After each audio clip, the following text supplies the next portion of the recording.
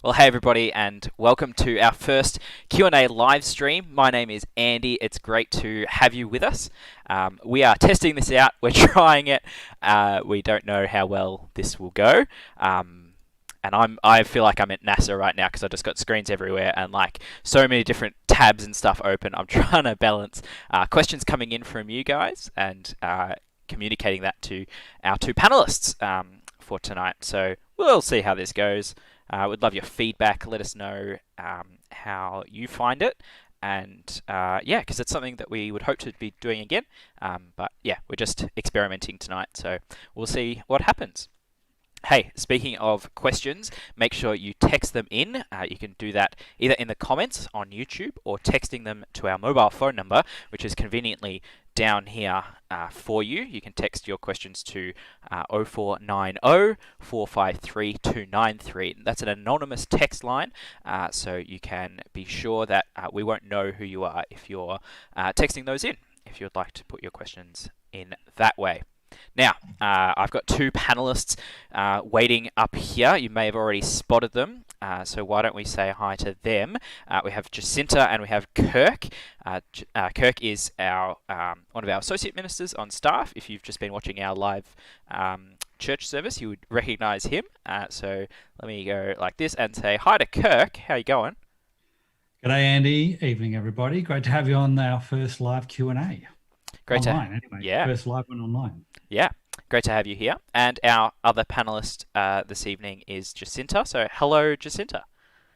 Hello. How are I hope you? How are you associated with St John's? I am a member and have been in various voluntary positions as well, I suppose. But Q&A veteran too, we should say. That's true. Yeah. We didn't want to put a rookie in just in case this went terrible. That we didn't want to burn our rookie on the first time round. So. I feel like everyone should now lower their expectations. So. Yeah, that's a good start. I like to start with lowering expectations on pretty much anything I do in life. So yeah, if we can just go, look, we're going to do our best here, and hopefully it's working for you at home, and we'll see how it goes, and we'll learn from it. Yeah, we've got a number of comments coming in already. Tim was saying that Kirk was muted, but I think you're fine. I think you're coming through. That might have been earlier. Lots of people saying hi. Someone has spotted on my computer that I also have Steam and Discord. They're not open. I'm not playing games while we're also doing this. Don't worry. And Tim is remarking at my shirt. So thanks, Tim. It's a new shirt. I bought it just before the pandemic hit, and this is the first time I've been able to wear it because I was expecting to wear it to work. But I've been working in trackies, so yep, thought, hey, we're doing live, why not make it a bit nice? So we have had a couple of questions come in already. The first one, Kirk, is probably best slated for you, just being one of the staff members of St John's. How will church change once restrictions are lifted? Yeah. This is a question we'll probably ask lots of times in the next 12 more months because tomorrow the Premier will probably outline some restrictions. Victoria's probably going to be slower than everyone else, I guess. It feels like that anyway, doesn't it? In the sense that we've got more cases of coronavirus in the last few weeks. And so we're not expecting a big rush into anything. But, hopefully he'll outline a bit of a timeline where we can, get together a few more people and so on. So, when we go through that stage one of restrictions being lifted, will anything change? Well, maybe it probably opens up some possibilities to get a few more people in a room together to record some things. You notice we're pretty restricted, recording new music's been really difficult because recording music on your phone, as an example, just doesn't have very good quality. It's really hard to get your levels right between an instrument and a camera and all that sort of stuff. So, if we could get more people in a room and get some microphones together and stuff, that would be good. So you could expect some small changes like that as small restrictions are lifted. But then a bigger question is, well, what about when all the restrictions are gone and we can start, there's no sort of 100 cap or 500 cap or whatever. no 4 square meters or anything like that. And basically, we've got no idea what will be changed about church when we come back, but we are constantly thinking about it. And what we're doing as staff and sort of the key leaders at church, and I encourage everyone to be doing actually, is to go, well, what are we learning now as followers of Jesus, and just learning through this time that's so different about what it means to follow Jesus and about church. Like, one thing is clear, that like church is not a building. Now, we've kind of always known that, but now that's been forced on us to really properly, practically acknowledge that. So what are we learning from these restrictions that are going to set us up to be better and stronger in our faith in Jesus and in sharing Jesus going into the future? So we're constantly just seeking to learn about that sort of thing. We're not making any big decisions. The motto at the moment is be adaptable. And that would be my main learning so far, is that as we come out of the restrictions, remaining adaptable is probably one thing that I'm going to take in to my work going forward. Even when there's all these restrictions gone, the world can change so quickly and opportunities can pop up. We need to be adaptable. We don't change our faith in the sense that God isn't changing his character and who he is, and the new covenant isn't changing all the time. But the way we can express that and the tools that we can use to share that and to grow in our faith can change quite quickly, and we can just be ready to adapt to that. So no specific answers for you, but giving you a bit of an idea of the sort of thinking that your church leaders are doing at the moment. Great. Thanks, Kirk. We've got a couple of questions that I'll just answer quickly because they're tech related. So one, just a comment more so that some of the YouTube captions are sometimes a bit low. So yes, I'll try and move them and have a look at that. And the other one was, do you think that St. John's will continue to stream into the future? Now, this is a bigger question, and as Kirk said, we're trying to be adaptable, but I think one of the big learnings that we've had through this whole COVID crisis has been how effectively we can do church online. I don't think it's going to be many people's preferred way of doing church, but I think we've sort of done a proof of concept at the very least that church is doable online, and just the reach that we see. People who would potentially never step into a church building, just easy to be able to click on, and that might be you tonight watching. You might have seen someone share this on social media, or it might be just stumbled across it on YouTube. But we hope that still you might be able to connect with it and find something of Jesus. And so yeah, I wouldn't want to preempt anything, but I think we're fully capable of continuing to stream into the future. Yeah.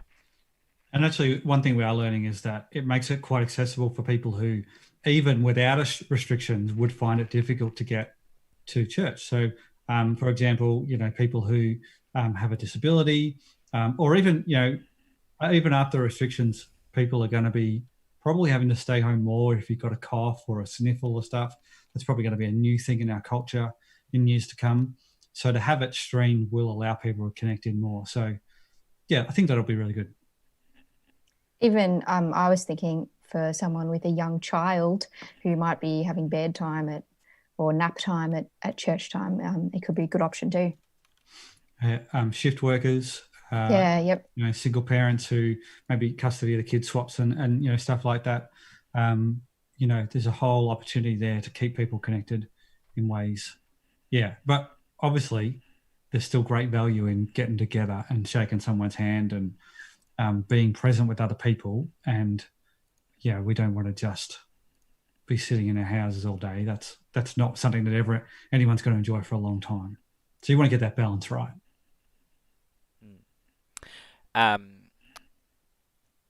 We've got a number of questions have been coming in via the text line, which is great. Jacinta, there's a couple that maybe I could throw to you if you would like to have a go. There's a couple that you could maybe pick from, so why don't I handball that to you and you can decide if you want to tackle any of those. Sure. Do you want me to read out the question? That'd be great. Yeah. There's one here that I'll just get started on, Kirk. Maybe you can jump in.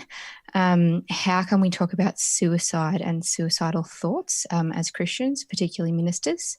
Obviously, a very sensitive issue. And one, I think, just thinking about this off the top of my head, that has a number of layers to it. I think on one level, it needs to be something that we, as a from the staff perspective, maybe we could have particular sermons where it's mentioned or talked about, obviously always in a sensitive way, to sort of start from the top up. But I think ultimately it's also about cultural and relational change or structure or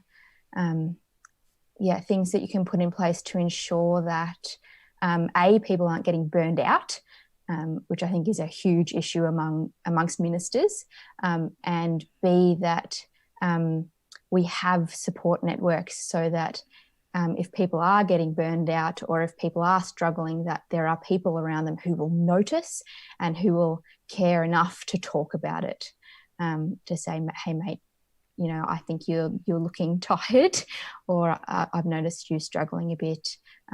Let's have a chat about that. I think a multi-layered approach is definitely necessary, and of course, always as sensitively as possible. Kirk, did you want to add anything? Yeah, I got some really great training a couple of years ago, the mental health first aid certificate. If anyone gets an opportunity to do that through their workplace or through study, or just recommend it, or just doing it off your own bat through the local council, definitely recommend doing it. They basically say it's always better to talk about suicide than to not, in the sense that you won't make people consider suicide by talking about it. You'll always statistically make them less likely to take their own life than to encourage it.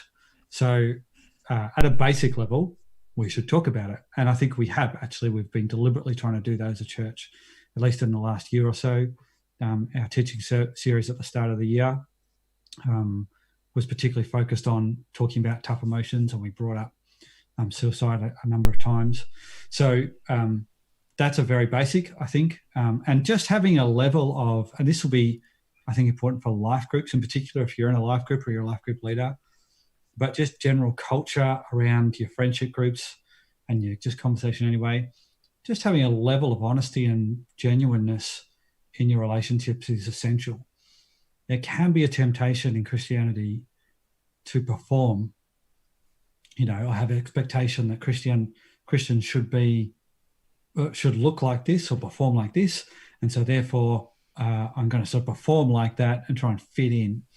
And feeling terrible or angry or upset doesn't always fit that, and so then we don't talk about it and we don't let that side of us out.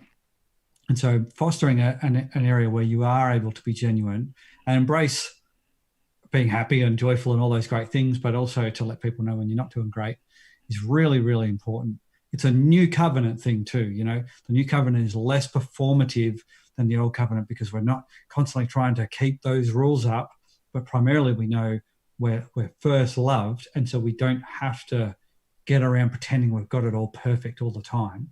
We can admit when we don't have it right, and then seek help and seek God's help and the church's help in navigating through that. So any sense that you're performing or you're trying to make other people perform in the way you expect them to act, just get rid of that. Our church is not perfect at that, and there are times, I think, where we should definitely grow in it, and I think every church could. Just also reflecting on our current situation, that this could be a really interesting time for people struggling, because obviously you're not seeing people face to face. It might be a little bit harder to notice if the people who would normally be around you are not physically there. So I think it's really important for us, for everyone, but particularly even for us as Christians, to check in with people in the way that Kirk was talking about, where, you know, we are vulnerable and we are honest about how we're all going, and acknowledging that we are in a situation that is quite anxiety provoking in a lot of ways, and people might be coping better or worse with that. So I just encourage anyone listening, check in with your friends, check in with, you know, anyone you can think of who you might think, oh, I don't know if anyone else would check in with them. Send them a text, give them a call. Do that. And this could be a big issue going forward. You know, some friend was talking to the bottle shop owner and saying their business has been going bananas during the isolation period. So that's a big concern, because it means a lot of people are turning to medicating themselves with alcohol, and that's not going to play out well. It's already bad for kids whose parents are doing that. They're going to have long-term consequences. So that sort of stuff we're going to have to look at, I think, for years to come. It's going to have ripple effects beyond the restrictions for sure. I might just highlight a couple of resources that people have been putting in the chat and texting in. So apparently Schizophrenia Awareness Week starts on the 19th of May. So that's just a couple of weeks away. In fact, that's like just over a week away.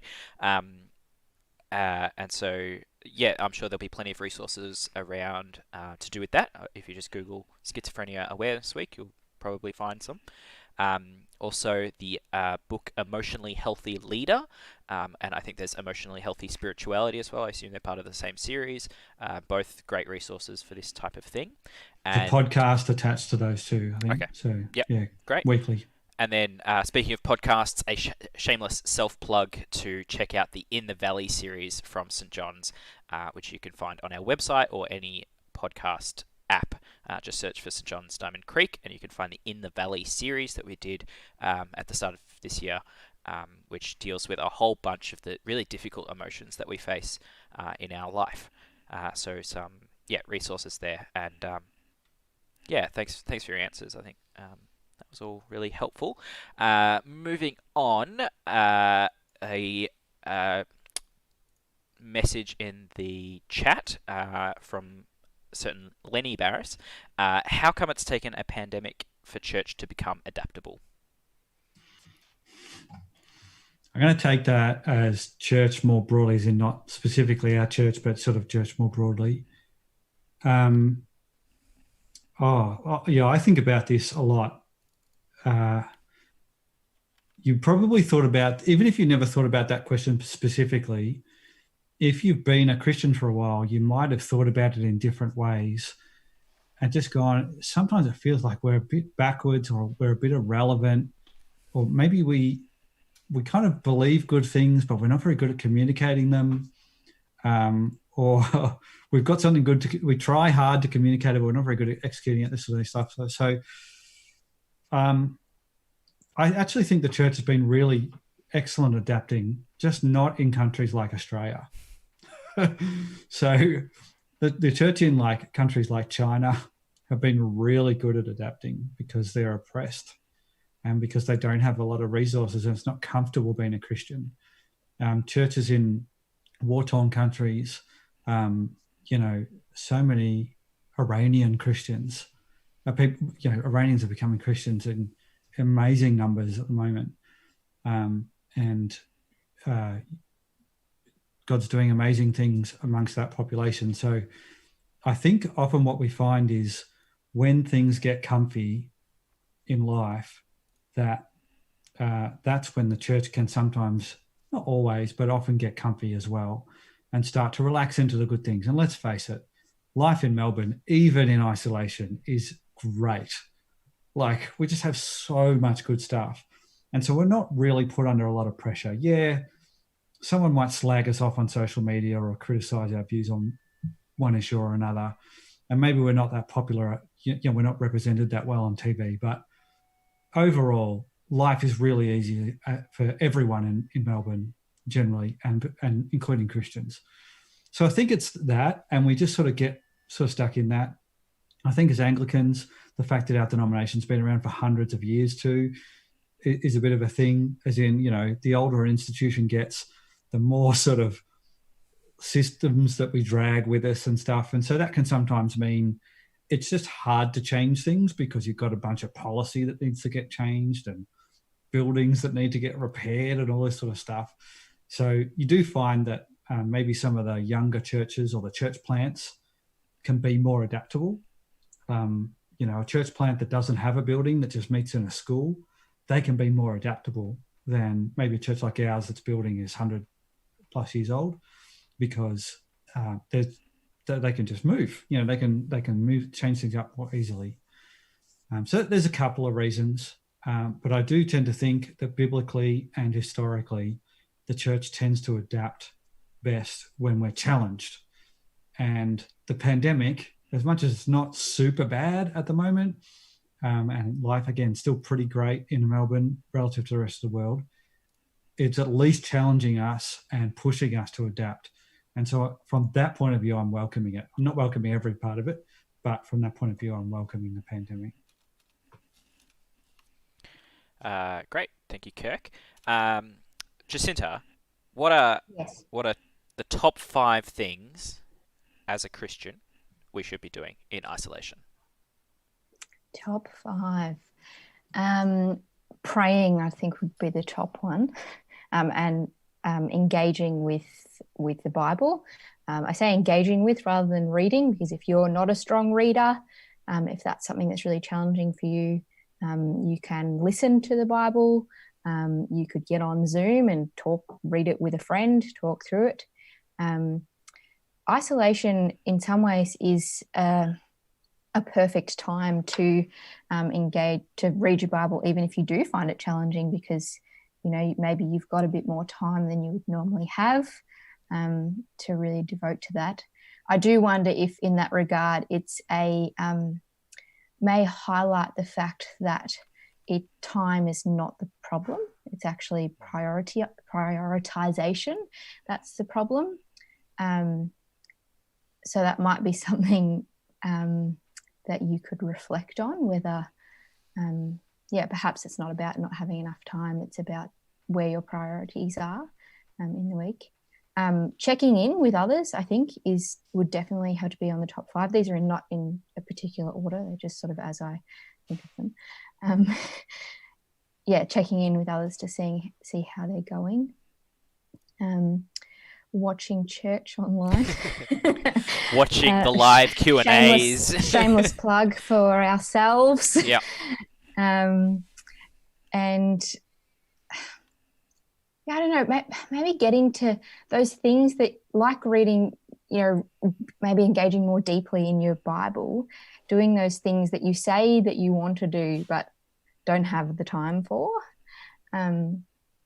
Whether that's even going out in nature and reflecting on God and praying and that sort of thing. Obviously, you can't go very far, but there's probably trees outside your house somewhere. I don't know many people who can't find a tree. So taking that opportunity to really slow down and reflect, if you have the opportunity. I mean, personally, being a mother of a young child, I found isolation has not brought me any more time than normal life. If that sort of time factor applies to you, that would be something to reflect on. Yeah, I think that's been one thing for me, that I've been really trying to acknowledge, I guess, that there's lots of people out there that are saying, yeah, I've got so much time, I'm getting to those hobbies that I've always meant to do, I'm doing all this baking, whatever.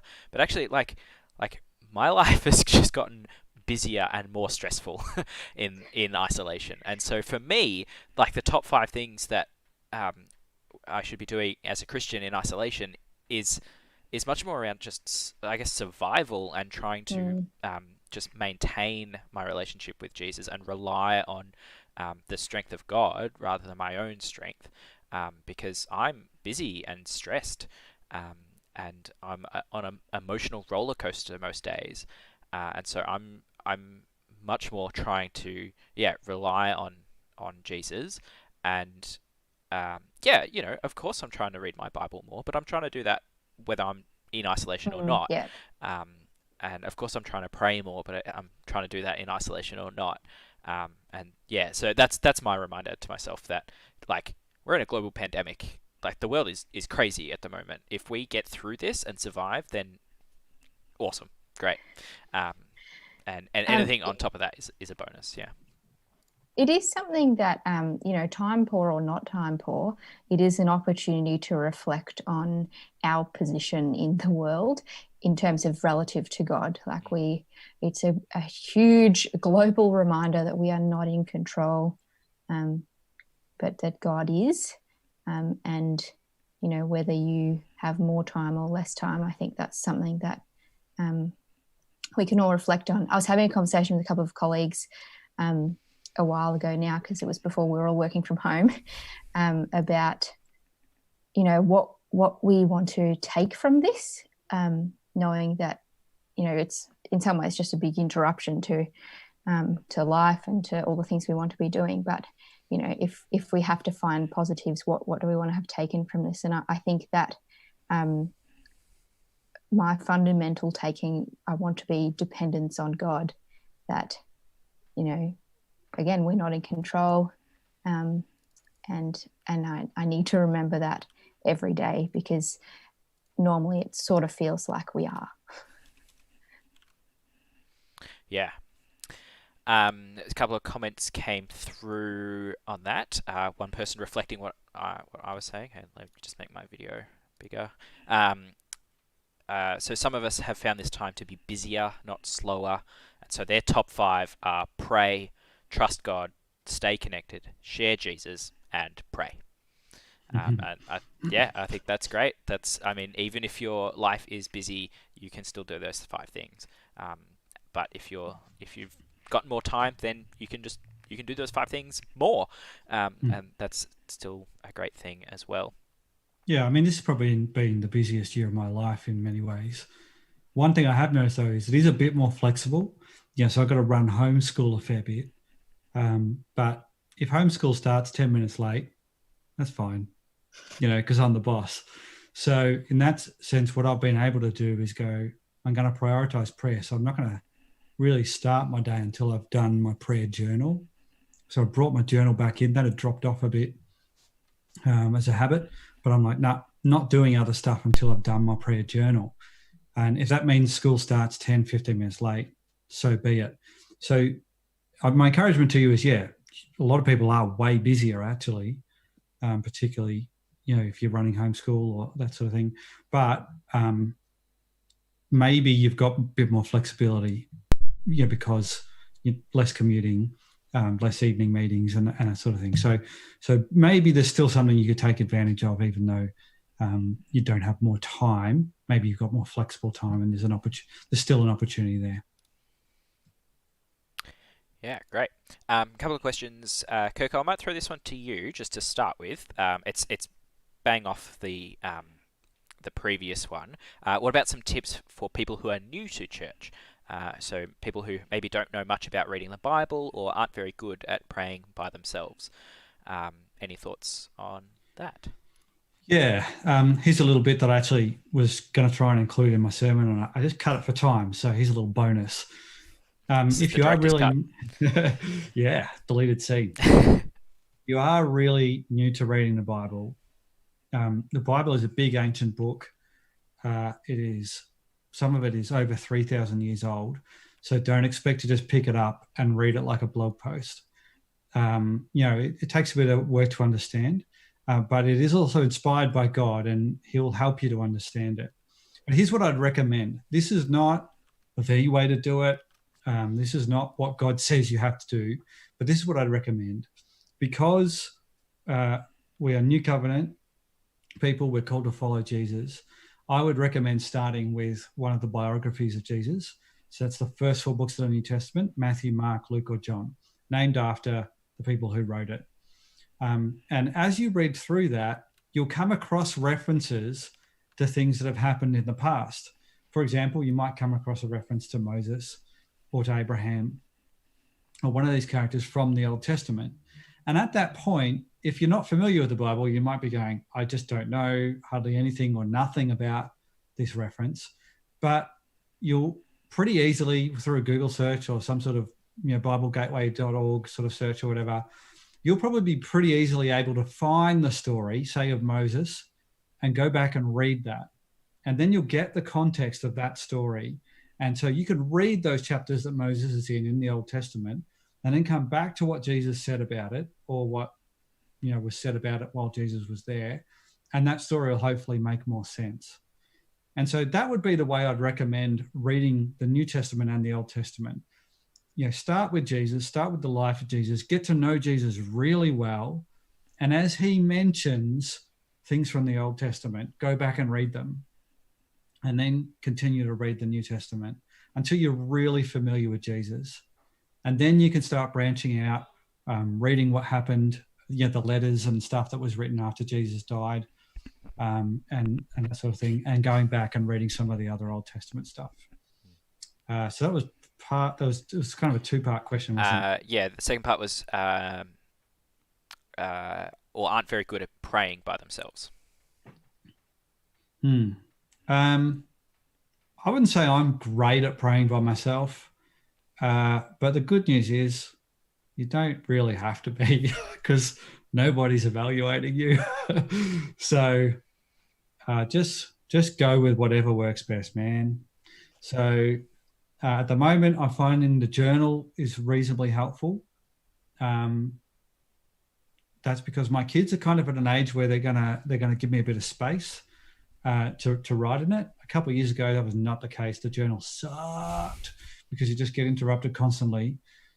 So I'm not a big writer, but I just find that's kind of helping me at the moment. I've got so many thoughts in my head for, at this point in my life. So it's helping me just sort of sit down and actually say a couple of things to God and ask him a couple of questions. And to write down, a couple of people I want to pray for, so I can actually write that down and go, I've actually prayed for that friend today. So I'm finding that helpful. But at other times in my life, I felt it. I just want to sort of go for a walk or whatever and just sort of stream of conscious sort of, have a thinking conversation with him. At other times I felt it's helpful to speak out loud just in my room. Just go for whatever works well. The point is, don't perform. Don't model yourself on someone who did some amazing prayer that you heard once. It doesn't have to be like Shakespeare. Just find what works. And it can be make it as similar. Here's my one tip. Make it as similar to the way you would talk to your closest friends or your mum as you can. It needs to be reverent in the sense that God is better than you. He is the creator of all things. So we want to do it with honor and respect, but we can still express, frustration and annoyance and disappointment and all those things with God. So be as honest as you can and as real as you can, and just find what works. That's actually what Jesus told us to do. It's not a performance, and do it in private until you find it out, and then gradually you can do it with other people as well. Yeah, and I would love to encourage you, if that is you, if you're new to church, if you're just checking us out online, possibly for the first time ever or the first time in a long time. Well, first off, welcome. It's really great that you're here. But please, if that is you, if you're checking us out, then connect with us. We would love to know, and we would love to help support you in that. There's plenty of free resources available, and we can point you in the right direction there. Kirk mentioned a few of them, like Bible Gateway, Bible.com, if you just need a copy of the Bible. But yeah, we would love to partner with you and to help you to explore Jesus and who he is and how you can have a relationship with him. So if you are interested in doing that, head to our website or our info hub, we call it, stjohnsdc.info. There's a connect button there. You can click that and get in touch with the staff at St. John's. We would love to journey with you as you get to know Jesus. I'm going to say a quick reminder to keep sending in your messages. We've been getting a lot of great questions coming through, and we're going to try and get to the vast majority of them. So please, you can still see that number on your screen down there, 0490 453 293. Keep texting them in. Quick one just from the comments. We did touch on this earlier, so I'll just recap, but as per Kirk's message, shouldn't this be the time when we look forward to the post-pandemic world, our roles, our relevance as Christians, and then the comment, perhaps all future services could be streamed or at least recorded for the benefit of the elderly who remain restricted. Yes, maybe. I think it's entirely within the realm of possibility that that'll happen. So that we'll have to wait and see. Yeah, absolutely. We're looking forward. I guess just the main thing is we're not drawing concrete conclusions yet because so much could change. Imagine if there was a second wave that was more intense. So we're not trying to make big long-term decisions. We are definitely looking forward. We're thinking about the future. Those sort of things absolutely on the table. But we're just not going to be locking anything in until we really have a clear idea what's going on. So, yeah, most of the decisions we're making at the moment, we're going to do this for now until we need to change it. And that's the reality of life at the moment. Yeah. Panel, I'm just going to check in with you guys. How are we feeling? We do have a video that we can throw to if we want to have a quick break. We've been going for about half an hour, nearly 40 minutes. Should we go? I'm pretty good. Do you want to go till 8 o'clock? Okay. Yep. All right. So yeah. Do we want to do the video or nah? Nah. Okay. Cool. All right. Well, let's keep going. Keep sending your questions in. We'll try and get to them before 8 o'clock. The person who asked about people new to church is saying awesome advice and thank you. So that's another text that has just come in. You're welcome. Apparently, I look and sound like a helicopter news reporter for traffic. Okay. From your position high in the sky. Yeah, absolutely. And Dave says that he keeps thinking that he's in the Zoom call and has to keep making sure that he's on mute. Don't worry, Dave, we can't hear you. Okay, here's another question. Open to the floor, Jacinta or Kirk, if you'd like to have a stab at this one. It's a good one. How do we share Jesus during this time? I think both, obviously life is quite different, but I think the general principles of sharing Jesus still apply in that it's often best done in relationship.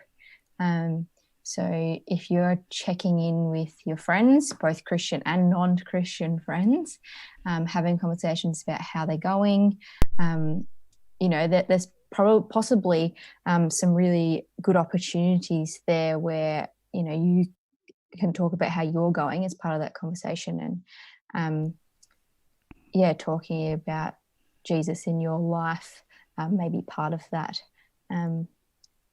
So in relationship, I think is a really good starting point for that, and I think is possibly going to be a big starting point at this stage because you can't go out onto the street and shout at people. Not that you would do that normally, but you know what I mean. You can't go and have big meetings with strangers or anything like that. Having said that, I have been meeting quite a lot of people on walks. So there's lots more people out exercising than I used to see. And given that we do it, I go on walks most days, I have started seeing the same people over and over and over again, and have started chatting to some of them. We, of course, maintain a nice distance between ourselves. But that's possibly another opportunity where, in getting to know people, some of those conversations might lead to being able to share your faith with people. Take the opportunity to, smile at people. And if you see the same people out on your walks every day, or, the same checkout person, or, whoever those people are that you now see a lot of that you didn't before, it might be a really good time to take that opportunity to just have a chat about how they're going. Maybe they don't have anyone checking in with them.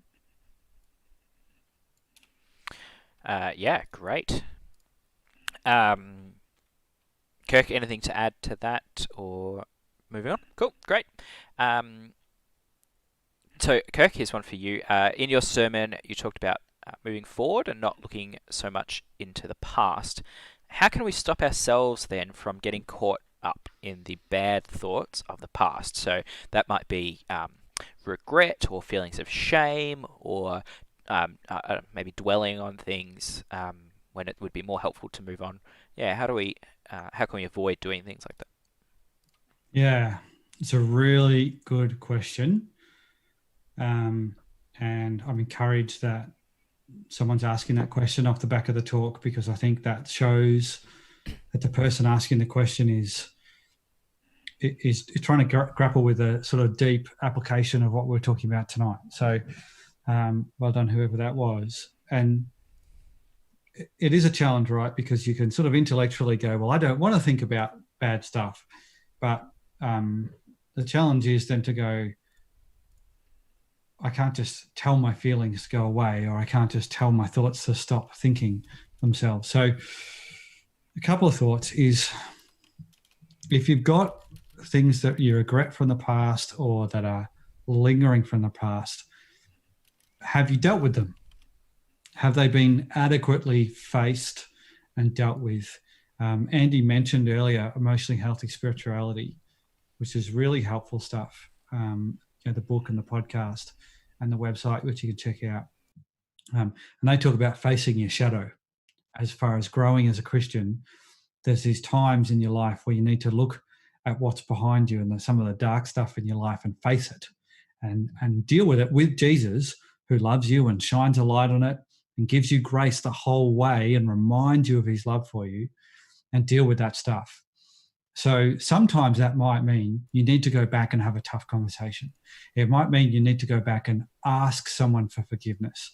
You might need to do a big apology that you have not wanted to ever do, or you need to confront someone who's really deeply hurt you, and you've never talked to them about it. Maybe they don't know that they've hurt you, or that they've hurt you as deeply as they have, and it's just not going to be dealt with until it's actually, you confront it in one way or another. Now, that's not always appropriate or possible.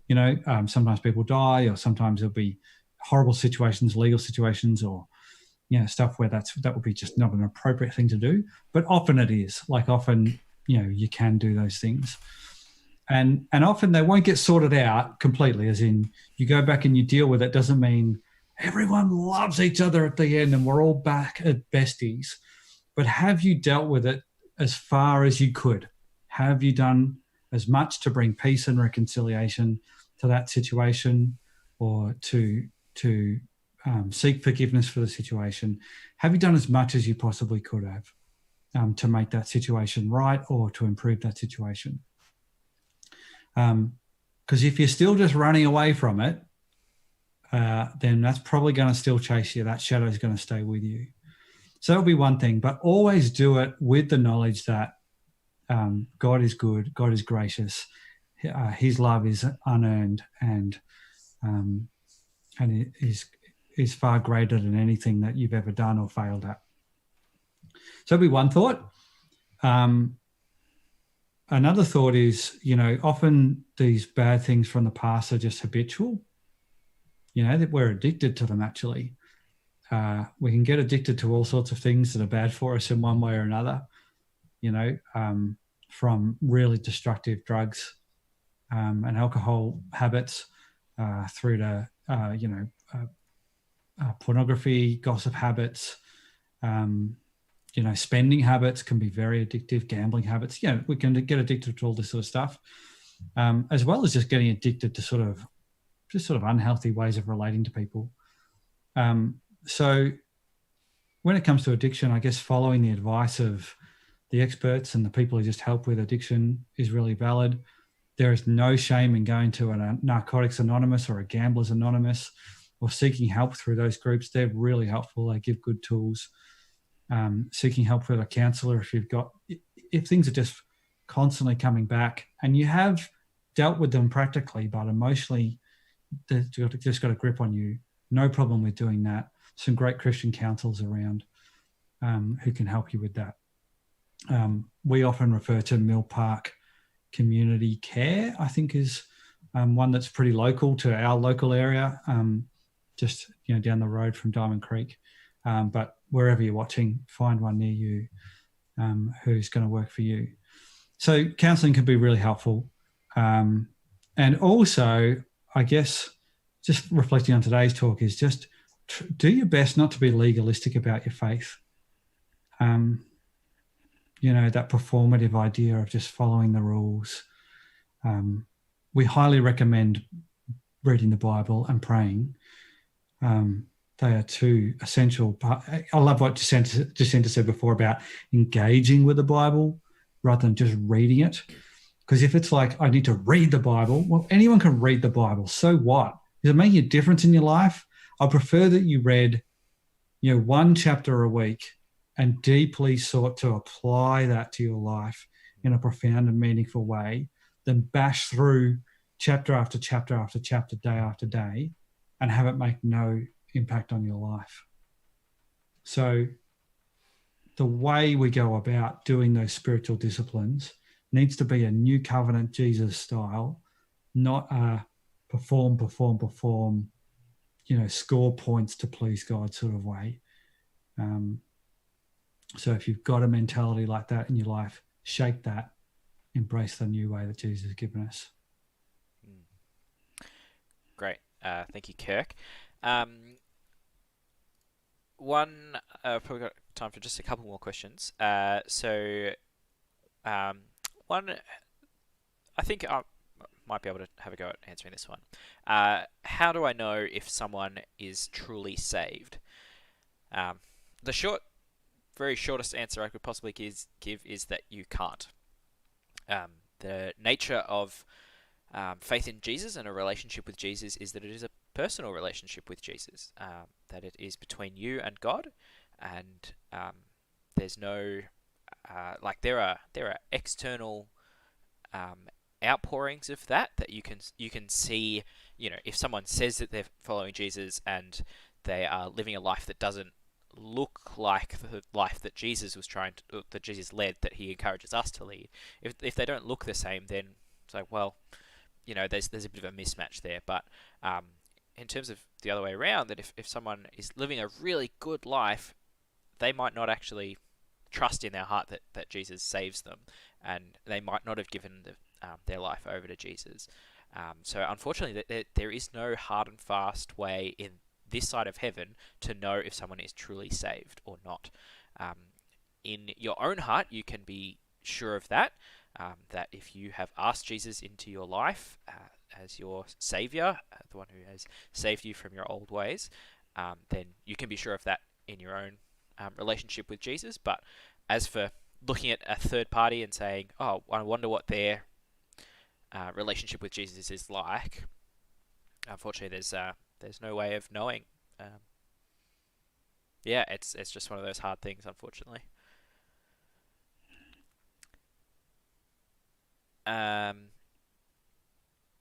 Cool. I've just had another text come in. Let me check that.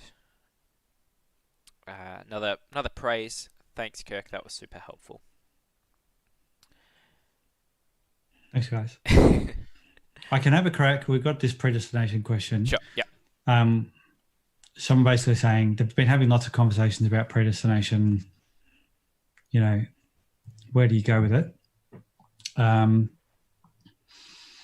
Predestination is this idea that God sort of got everything planned out. And then it begs questions like, well, how much has he got it planned out? Did he know that Jacinta was going to wear a grey hoodie with black sleeves? Did he know that Andy was going to purchase a headset that's got that little black sock on the end of it? Did he know that they were going to hang that dog poster on the wall underneath the air conditioner at that particular angle? Like all these things, like how much is he controlled? Did he know the pandemic was going to happen at this particular point in time, at the beginning of time? Well, and all this sort of stuff. And then that goes into brain popping questions of, do any of my actions mean anything, and all this sort of stuff. And it can get pretty complicated very quickly. And I've seen it get very unhelpful in the way some people talk about it. And I've been trying to do some reflection on it over years on what was it that was so unhelpful about the way they went about it. here's another resource recommendation. BEMA podcast, BEMA. Our youth minister, our other youth minister, Andy Fired Up, put me onto this. They basically studied the Bible, but in particular, they're trying to look at it from an Eastern point of view. So they're trying to go, this was written to Eastern people in history. What were the Easterners reading when they first read this? What were they noticing about it? What was it about their time and their way of reading and their way of thinking that was standing out? And I think what happens is when we think about the passages in the Bible that talk about God choosing things in advance and laying out plans and choosing people in advance and all this sort of stuff, is what we do is we think about them from the point of view of 21st century Western people. And the podcast is very good at helping you to switch your mindset into thinking as somebody who's basically more like the people who wrote the actual Bible. And they fill in the history and stuff. Highly recommended. It's one of those podcasts you go back, listen from the start. Andy and I are even talking about whether we might start a bit of a group around this. So if you do listen to it, you really like it, like to get a group, tell us, because we might get that off the ground. But I think what happens is, because in a lot of the time in our education system, we're trained to measure things, we're very sort of evidence-based, very sort of sciencey. Modernism still a very recent thing where everything sort of had to be proven through measuring, whatever, stats, blah, blah, blah. So, we think about everything through that sort of mindset. And so then when we see, say, a passage in the Bible where it says, God chose these people in advance to do this, we then start going, wow, we put all these measurement thinking and all this modern thinking onto it. And then we start drawing all these sort of conclusions that are very sciencey. And we start drawing all these conclusions about how God works and so on. And really, that's not really what the writing was ever about. The writing was much more, I guess, Eastern, and you'd have to go back into the history of what was going on for that particular group and get a better understanding of what other groups of people around the world now and in the past, how they would have read it to get a better understanding of it. So I think that's what can happen. And I know it's already getting complicated, but it's a complicated issue, is that we have a way of thinking about most things and we import that to every issue. And it's useful for some issues in the Bible, but it's not useful for a lot of them.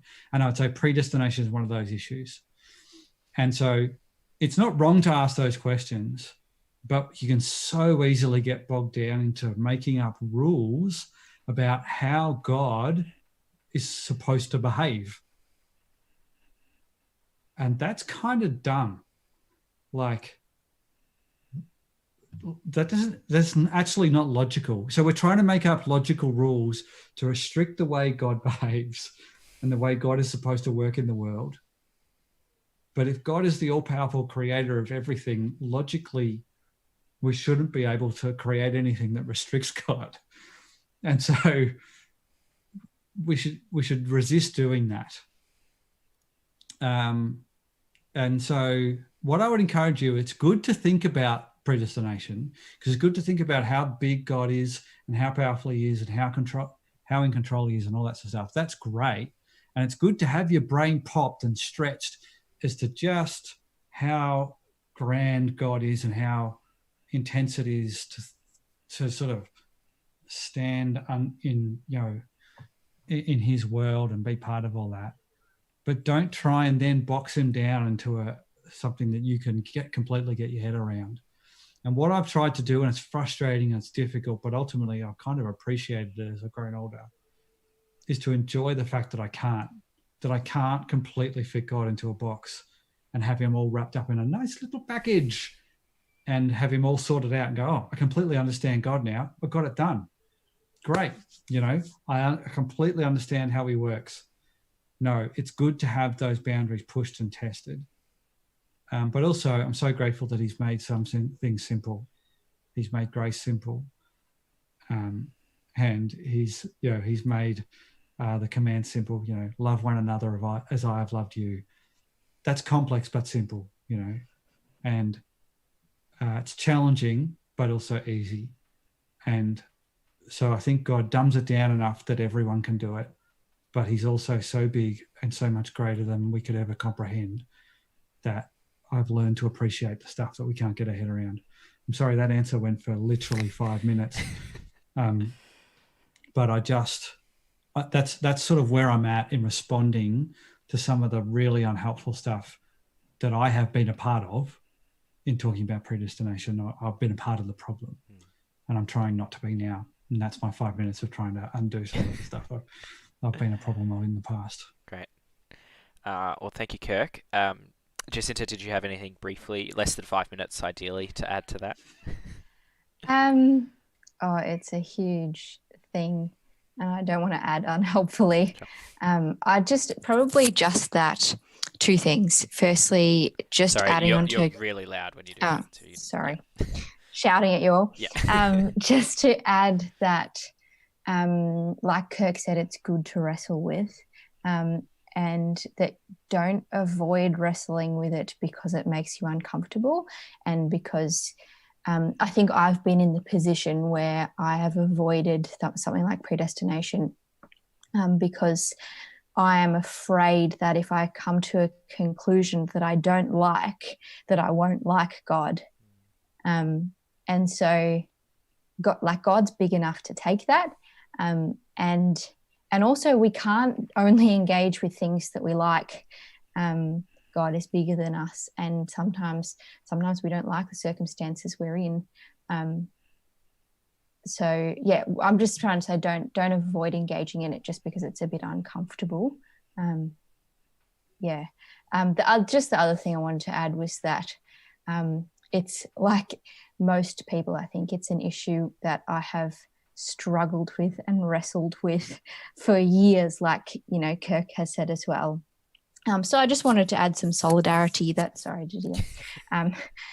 a habit from me on the phone, that it's so complicated and so mind-blowing, and just it makes your head hurt to think about. So if that's you and it's something you're really struggling with, and if even it's something that you feel like is a stumbling block to you at any point, that you are not alone. I've been there.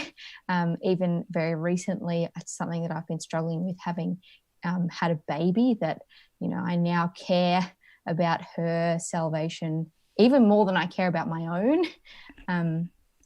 So yeah, that's very, very real to a lot of people. So, you know, reach out and chat to people if it's something that you're really struggling with. Jacinta, you just said something really profound, and I deeply appreciate it. It was like, don't be afraid to draw a conclusion about God that you don't like. And even to the point where that could be a great growth point for your faith. Like if you come to a conclusion about God that you don't like, that doesn't automatically make God not real or the gospel untrue. And so, I mean, we talk about, you know, confirmation bias. Andy, what's confirmation bias in tech talk?